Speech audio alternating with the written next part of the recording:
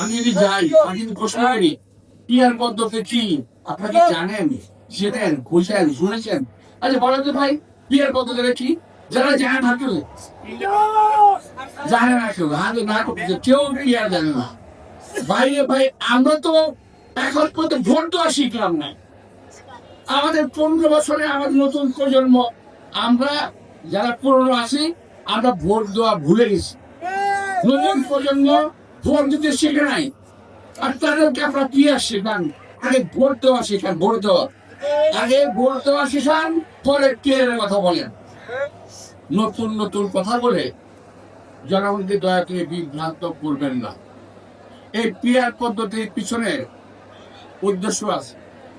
উদ্দেশ্য হলো কেউ বলবে করবো, কেউ বলবে করবে না। অর্থাৎ এক পর্যায়ে বলবে এই কারণে নির্বাচন হচ্ছে না, সুতরাং আরো কিছুদিন সময় বাড়ায় দিতে হবে।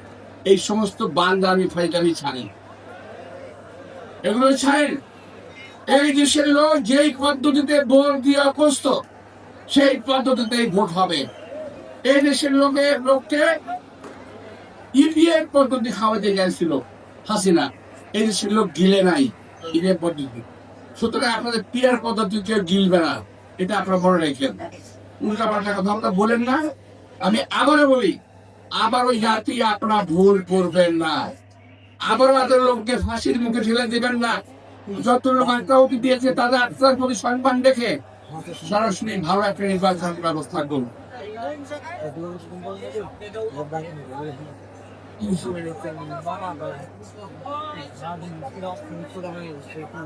আর আমাদের যে ভাইরা বিএনপি কে ঈর্ষা করেন, তাদের উদ্দেশ্যে বলছি, বিএনপি কে ঈর্ষা করে কোনো লাভ নাই। শহীদ জিয়ার প্রতিষ্ঠিত দল, দেশনেত্রী বেগম খালেদা লালিত দল এবং আমাদের নেতা তারেক রহমানের পালিত দল, এই দল আল্লাহর রহমতে জনগণের অনেক বহু ভিতরে পৌঁছে গেছে। এই দলকে সহজেই নড়ানো যাবে না। প্রিয় ভাইরা, যদি কেউ বিএনপি কে একেবারে এমন সব কথা বলেন বিএনপি সম্পর্কে,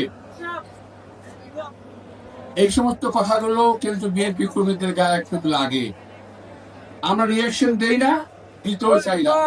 আমরা বলছি যথাযথ নির্বাচনের কথা।